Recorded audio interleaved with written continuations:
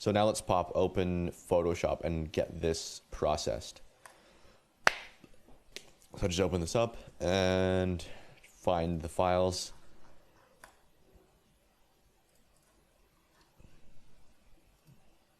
So open the file location of this, just find this thing. Okay, so let's drop in the image. Just drop it right in there and then it'll just open up a new document with the right size and everything. Usually I keep this on white, but I'll switch between white and black sometimes. So the reason I do this is because Instagram used to have a white background only, and I was like optimizing editing this just to post it on Instagram. So I'm very used to doing it just from that.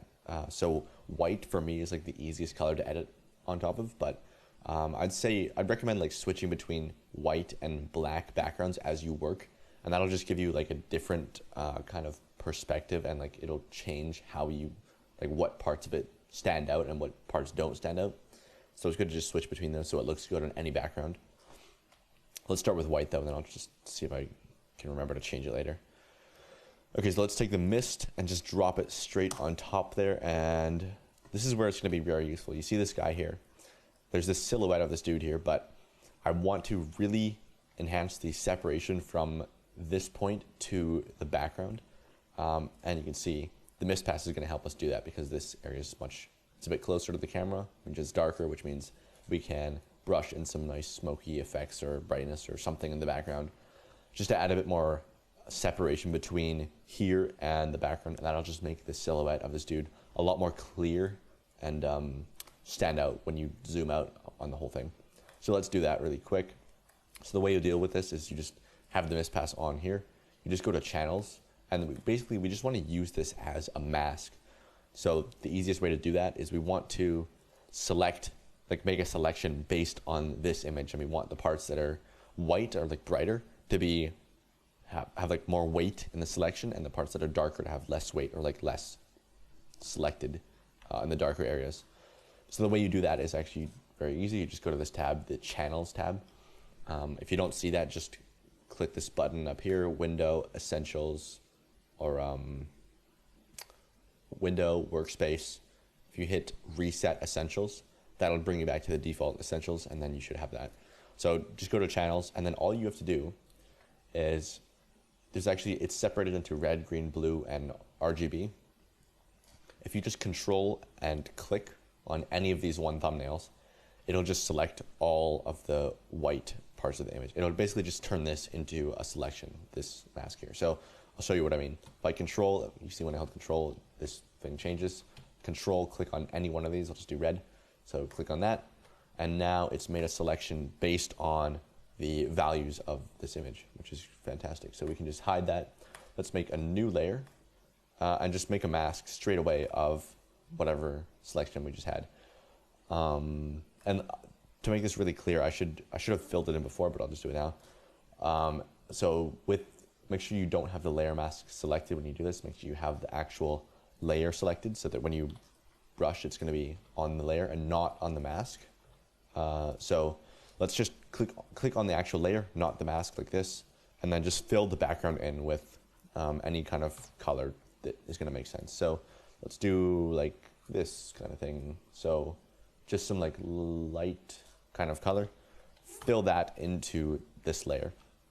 And so now we've just taken the mist pass like this, and we've just used it to fill it in, like create a mask on a different color. So if I take the mask off, you can see, if I just disable it, it's just this color, and then we've just applied the mask over top of it, which is just, if I just put like black in the background to make it extremely clear what this is, that's all it is. It's like just the same as the mist pass basically. But what I want to do now is, we'll just enable that, is actually apply that mask so that I can create a new mask over top of it and brush it in where I want.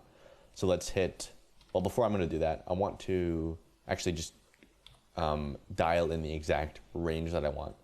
So select the mask without selecting the layer like this. You see how when I click this, it's got like a white box around the layer, whereas when I click the mask, now the white box is around just the mask. So you want to click on the mask, so that's selected. Go to, just do a quick curves adjustment, so image adjustments, curves. It's kind of like a color ramp. And then you can just take up the black handle and just dial in the exact range that you want it to fall into. So I think you can see where the end point is. I don't need any like fog or mist past where this fan is, so I can just bring it up to like there, and that'll be like a good place for it to stop, or like the maximum amount to be.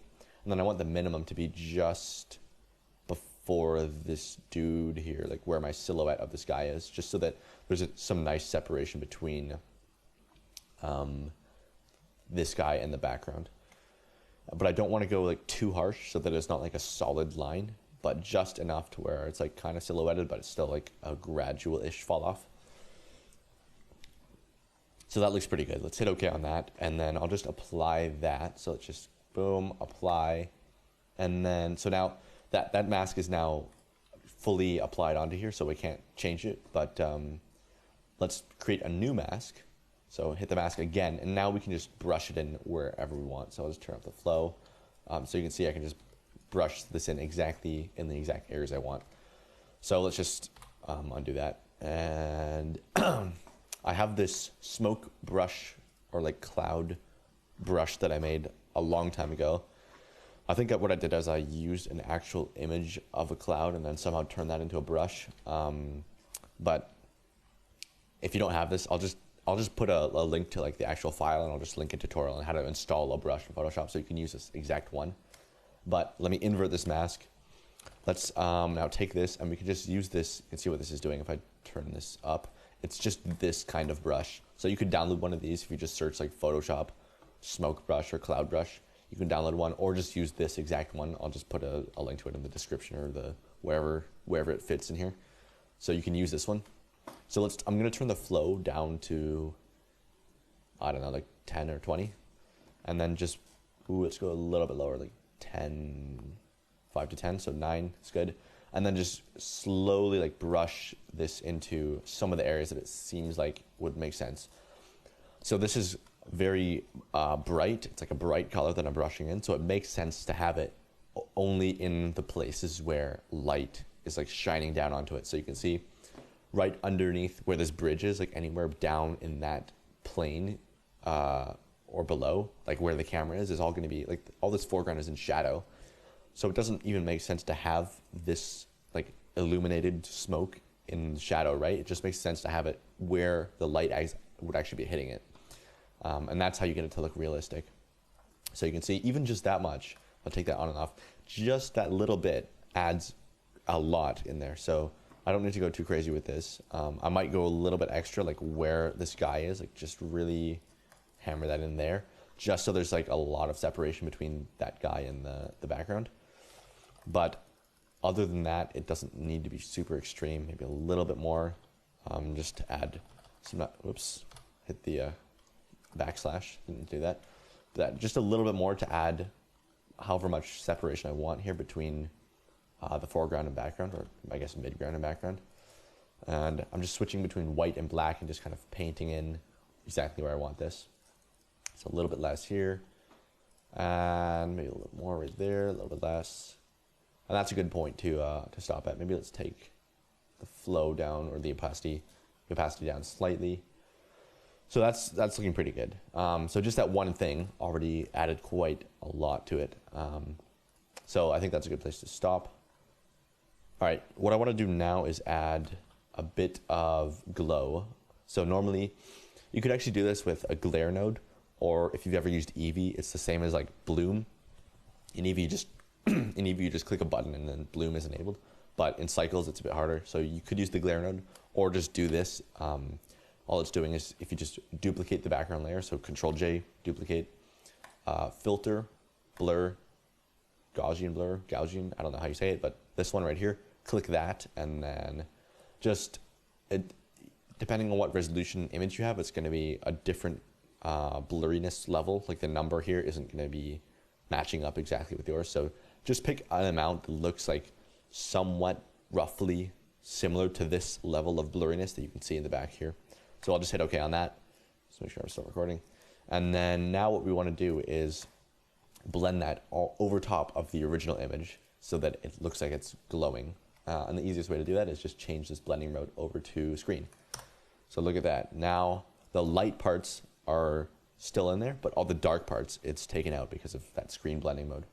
And so I can actually dial this in even more if I want by using curves. That's just an adjustment layer here. If you just click on this, on the half circle button right there, that's all the adjustment layers. So you can actually have a layer for curves. So let's do that. So curves layer. And then I want it to only affect the layer below it, which is that blur layer and nothing else. So the way you do that is if you hold Alt and click between these two layers, you can see when I hold Alt, it turns in, my mouse turns into like this square with an arrow. That means it's going to clip whatever I'm hovering over. So hold Alt, move your mouse between the two layers that you want to be connected. So I want this curves to only be clipped or connected to the layer below, which is the blur layer. I guess I should name this. And this is, yeah, you get it. So I'll Alt click between those two layers. And now you can see that arrow just appeared. That means this curves layer is only going to affect that blur layer that's right below it and nothing else. So I can just dial in the exact amount of like contrast and brightness that I want for this blurriness layer. So I can get, if it's like too much in the dark areas, I can just take it out in some of the darkness and then, you know, just dial in exactly where I want it. And I might want even more blurriness, so I just might hit, if you go to filter and then click the top one, hit Gaussian blur again, just blur it even more. So that's pretty good.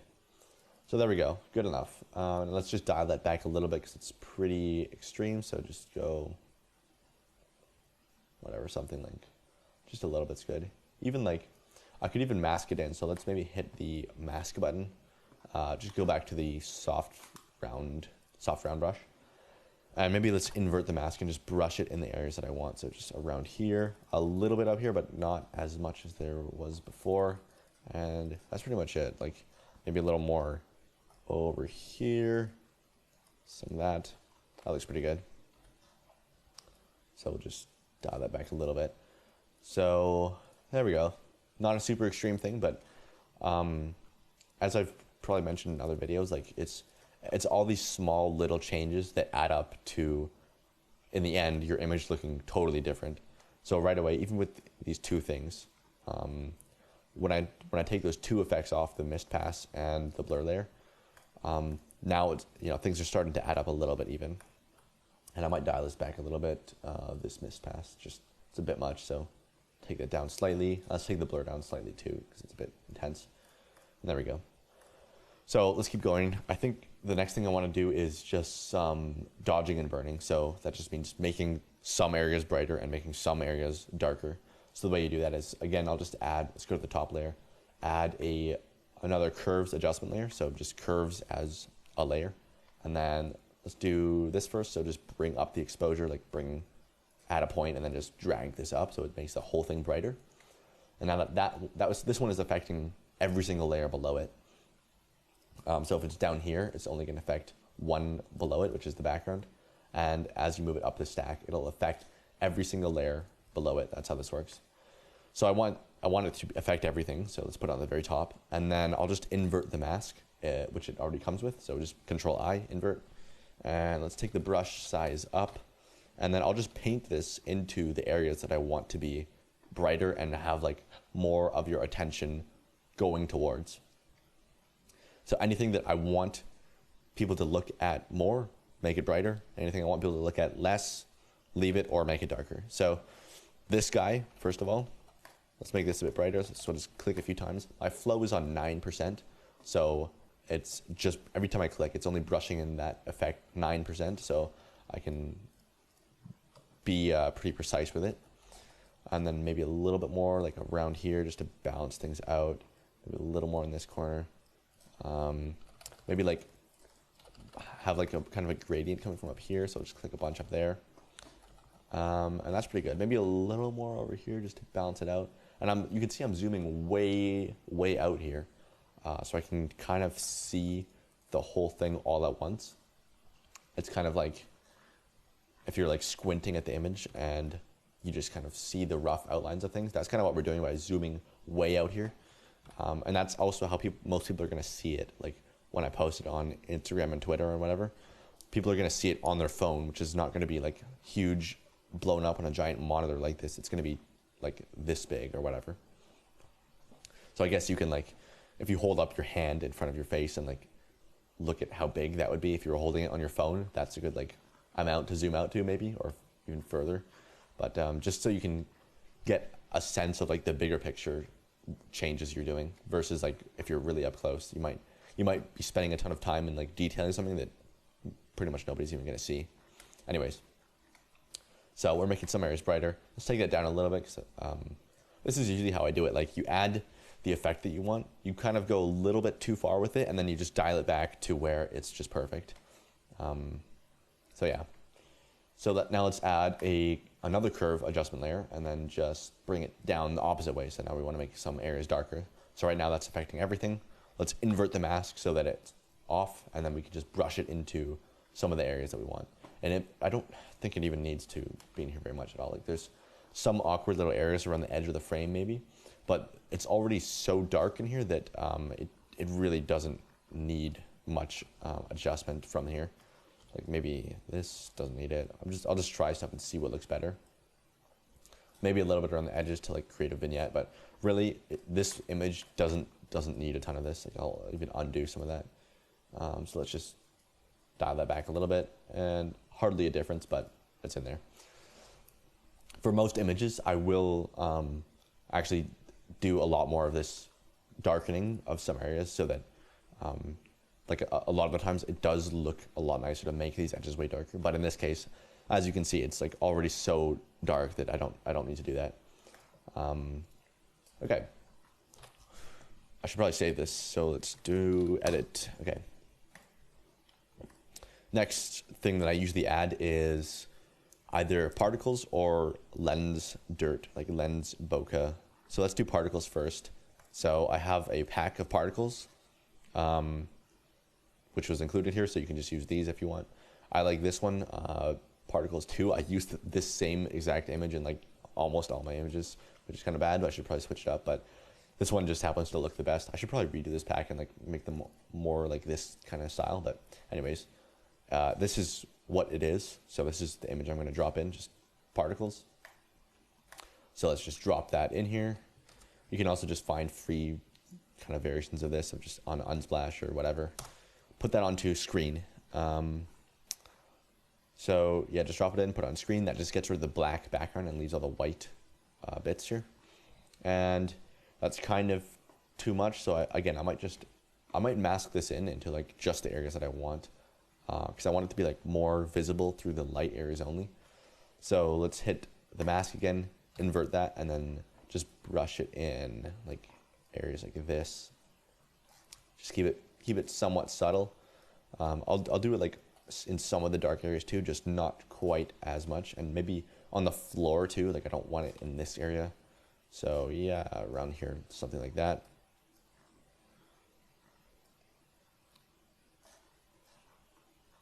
Maybe a little bit less over here. So you don't have to do this, but I just like dialing it in exactly in the areas that I want and leaving it out of the areas that I don't like. And then if there's like an awkward particle here and there, you can just mask out the exact ones that you don't want. So just total control is what I like, but you don't have to do that. If you can just leave it on screen if you want to just lower down the overall opacity. Okay, that's pretty good.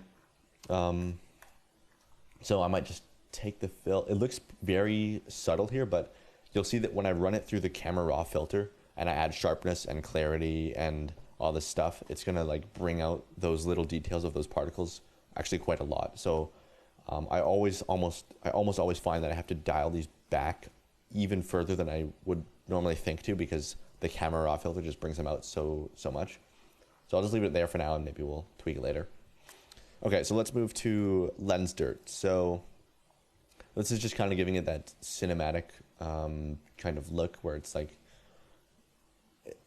if you've ever used a camera, I think I explained this in another one, but if the effect we're going for is if you've ever used a camera, what happens is if you don't clean your camera lens for long enough, you start to get a buildup of like dirt and dust and like just stuff like getting stuck on your lens. And then when you point it at a bright light, all that dirt and stuff on your camera lens gets illuminated, but it's so close to the camera that it's like blurry, and so you get like this kind of stuff on your camera lens. So what I'm doing here is I'm taking this. This is just some bokeh from like somebody but just taking a picture of something that's all blurry, and I'm going to take that and just overlay it onto my image. And what that's going to do is it just makes it like, it kind of gives it like this cinematic type of feeling almost, and it just makes it feel less rendery, like a computer captured this image, and more like photo-y, like a camera captured this image, because we're using something from an actual camera, if that makes sense. So anyways, let's take this one, whichever one that was. This one was kind of cool, so I'll just drag and drop that in. Let's rotate it 90. So now this thing is blue, and our image is kind of like this gray-green type of color. So I want to match this to this. But first of all, let's put this on screen so you can see it. So there's a clear mismatch here of the colors, which doesn't really make sense. So let's just drop a hue saturation in here. And I'll do the same thing of like clipping it to that layer. So just Alt on the keyboard, just Alt click between those two layers. So now our hue saturation is just going to affect that one layer. And I could probably just tweak the hue and like find a hue and saturation that works. So like something like that is good. Maybe a little less saturated, so it's just slightly. And there we go. So that's obviously way too much. So what I'm going to do again is just mask it into the areas that I want and leave it out of all the areas I don't want.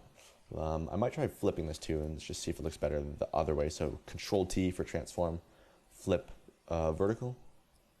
And there's actually a lot more room here than I thought there was. Let's just see if it looks better like there. Here, let's flip vertical again.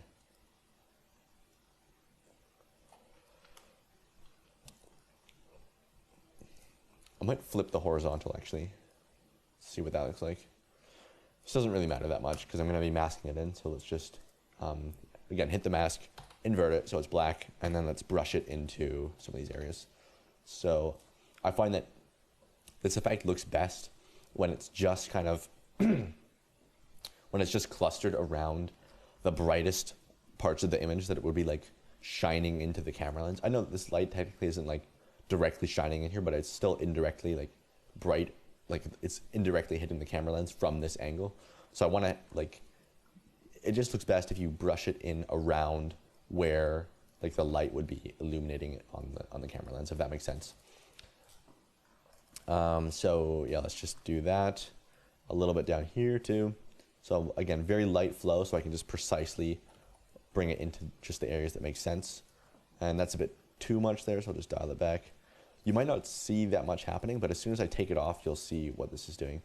So yeah, look at that. It didn't look like that much as I was slowly bringing it in, but then as soon as you apply it on and off, you can see quite clearly what it's doing. And I might add a curves adjustment layer in that stack as well. If you add it, like if I click on this layer, see how there's an adjustment layer on top of this that's clipped to it? If I add a curves on top, it won't be clipped. But if I add it on the layer between where, like this layer and then where it's clipped, this clipping, man, I'm failing to explain this. If you click on this one, where there's a layer clipped to it, click on the bottom one, and then add an adjustment layer, it'll automatically be clipped in the stack. That's all I'm trying to say. Okay, let's bring that down slightly. Maybe leave the bright parts up and then just bring the shadows down slightly. You can also treat this like a color ramp, just bring that up a little. Okay, that's fine. Barely a difference, but slightly. And then I'll also just dial this effect back a little bit. I'm keeping all these effects pretty subtle because, like I said, once we run it through the camera raw filter, like it brings out all these effects and makes them look a lot stronger. At least most of the time it does. So I'm being pretty gentle with these. And let's just take a look at the original versus all the stuff we've done. So definitely making it feel like a bit more cinematic with that glow and that lens dirt and the particles a little bit, and then just shifting your attention to like what matters with that dodging and burning. So looking pretty nice. I think I want this guy silhouetted, so yeah, it's fine. Doesn't matter that much. Okay, we were ready for the camera raw filter. But one thing I might do is actually, this is a little trick to, basically when you've been staring at the same image for like hours on end, like your brain kind of tricks you a little bit, and it's sometimes hard to tell what's good and what's bad just because you've been staring at the same thing for so damn long. So if you just flip the image horizontally or like rotate it around, that's just pressing R and hold shift to snap it. So shift R. So you can like look at it upside down, or like literally get out of your seat and like look at your monitor upside down if you want. An easier way to do this is just, if you hold, there's this shortcut that's, if you duplicate all the layers, merge them all together, and then flip that horizontally, because you can't flip everything horizontally at once, or at least it's kind of annoying too. So if you hold this, if you duplicate all layers, merge them all together, and then flip that, it's easier. And there's a shortcut for that. You just click on the top layer. So that one's selected, the very top one. Press Control-Alt-Shift-E all at once. So Control-Alt-Shift-E. That duplicates and merges all layers into one layer. So we just have that, everything I've done on one layer now. And then we can hit Control-T, transform, and then right-click, flip horizontal. There we go. So what that does is it just kind of, it's like a trick to, like, it kind of tricks your brain into thinking like that you're now seeing this image for the first time. Like you're kind of seeing it how somebody who's never seen you make this or never seen this image before would see it, if that makes sense. So it's really handy doing this just to catch like if the image is balanced or things you didn't notice, or like just little weird things that you missed while you're making it. So right away when I'm doing this, I can see that it looks a little bit off balance for me. Like it's kind of like the way the camera's pointing just looks a little bit weird. So I might have to crop it after. Like I might have to crop this in a little bit, which is fine, totally fine to do that. But just doing that, I just didn't notice that before I did that. Just it feels a little bit off balance. But maybe when I run it through the camera raw filter and I adjust the lighting even more, it might bring it back. So I'll hold off on cropping it, but just something to keep in mind. Okay, so let's flip that back. And to go into the camera raw filter, we actually need everything on duplicated and merged into one layer. So we actually, doing that Control-Alt-Shift-E to get everything into one layer is good for flipping it, but we also need that for the camera raw filter. So if you don't have that, again, top layer, Control-Alt-Shift-E, duplicates, merges all layers into one layer, just like this. And now we can convert this one layer. You can actually go straight into the camera raw filter from here, but I wouldn't recommend doing that. I'd recommend converting it for smart filters first. So you go filter, click this button right here, convert for smart filters. And what that means is any effect you apply on top of this, including the camera raw filter, you can go back and change all the settings later. So if you don't do that, it means you're gonna tweak all these settings in the camera raw filter, and then once you hit OK, like that's it. You're completely 100% finished, and you can't go back and change it. The only way to go back and change it is to like redo all of the settings. Whereas if you convert it for smart filters first before you do that, now you can just go back into the camera raw filter and tweak the settings and go back and change things anytime. So anyways, convert for smart filters. Now we can go into the camera raw filter. And this is where it gets fun. This is where things really start to change. So let's pop that open. And if you've ever used Lightroom, this is just Lightroom basically built into Photoshop. It's all the same stuff. So my strategy here is just move a slider. If it looks better, then keep it that way. And if it looks worse, then put it back. And if you're not sure if it looks better or worse, then you could just leave it where it is. So that's exactly what I'm gonna try. So like this, like I don't know if it's better or worse. So I'll just kind of leave it where it is, that's fine. I usually like taking the highlights and whites up a little bit, so let's see what that looks like. If you hold Alt on any of these two, I know this is a lot of information, but if you hold Alt on any of these, you can see how everything's black, except when I bring this up high enough, it starts to like, you start to see some color. That just means, like in this case, the highlights, that means we're starting to lose information in those areas. Like it's making it so bright that it's like pure white and we're just losing information on those pixels. So I'll just bring the whites up just to that point where we're starting to have that, but it's not so bright. Blacks, same thing. It's fine if, I find it's fine if it's like, if you have more stuff that's like losing information in the blacks, it generally looks fine still. Whereas with the whites, if it's too blown out, it just looks kind of bad in amateur. So try not to blow out the whites too much in general. But with the blacks, it's fine if there's like areas that are totally pitch black. Like it's not a huge deal. That's just in general. You can obviously experiment with those rules if you want. Okay, so let's take up the clarity, and I love this effect. If you go too much, it's just extreme, but don't go that high. If just go like plus, I don't know, plus 50 at the max is usually what I do, but I rarely go that far. So like, I don't know, plus 20, 25, 30. It's generally a safe-ish range. So let's do, I don't know, 26 looks pretty good. So again, I'm just going, it looks good as I move it up, but I'm just pushing it to the point where it's like a little bit too far. Like here's like a bit too much, so I'm just dialing it back a little bit from there to where it's like a comfortable range. So let's see, texture, a little bit of that, not too much though. Maybe just plus 9, let's just see. We can toggle things on and off to just make sure we're heading in the right direction. Cool, and then maybe some more saturation, I kind of like that. Although I do like how it is a bit desaturated, but a little bit it's cool. Vibrance, again, a little bit it's cool. Similar to saturation.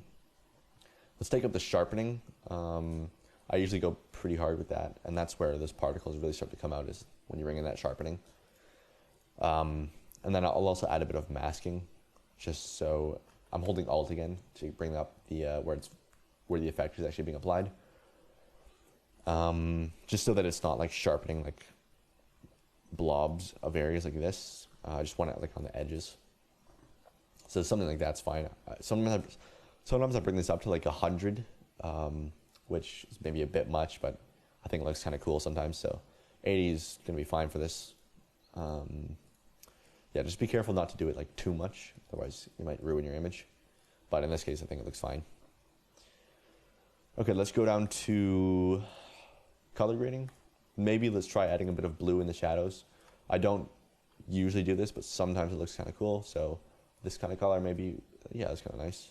Slightly, like very, very slightly, like 8. Very subtle, but again, it's these subtle things that add up. So I'll leave it on that. I might even go lower, like 6 or 5. Sure. Just makes it feel slightly cooler without like changing the temperature too much. And then grain, I always like adding grain. Again, this just makes it feel like, just adding grain makes it feel more like it was captured from an actual camera and less rendery. Like this, it's so clean and perfect that it's like, just kind of gives away the fact that it's computer generated. Whereas if you add a bit of grain, it just takes away some of that computeriness and adds a bit more of that natural feel back into it. So you don't need to go extreme with it. Obviously you can if you want that stylized kind of look, but just a little bit is nice. So like, I don't know, around 20 seems to be a good sweet spot sometimes. Vignette, you can see what that's doing, just making the edges darker. So I'll take it down slightly, but again, the edges are so dark that it doesn't really need that. But that's a good amount right there, seems like. Just shifts the focus a little bit more, dial it back slightly. So that's pretty good. And then the color calibration here. This is where, I don't really know exactly what this does, but basically you can tweak the hue and saturation of these different color channels here. So you get some weird results with it sometimes, and sometimes it's really cool and sometimes it sucks. So I always play with it and just see if it looks better or worse. In this case, I kind of like what that's doing. Greens, we can tweak this and just see. Like that, I really like. Yeah. Yeah, let's get the, put with the blues. I don't really like what that's doing, so I'll just leave it at 0. And then I like the saturation up a little bit. That's kind of cool. Just a little bit is good. Maybe dial this one back slightly too. There we go. This is looking really nice. Let's hit OK on that, and then boom. So you can see that this is where the biggest difference comes from, is just this one layer right here, the camera raw filter.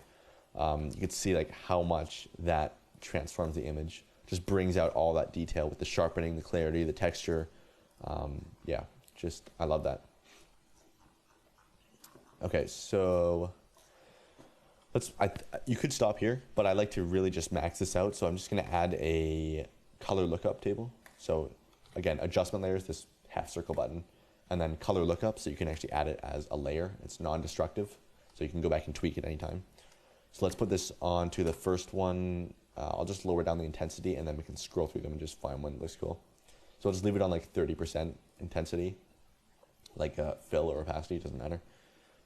And then just find, like, some of these look so cool. Like, yeah, wow. This I kind of like, but it's a bit intense.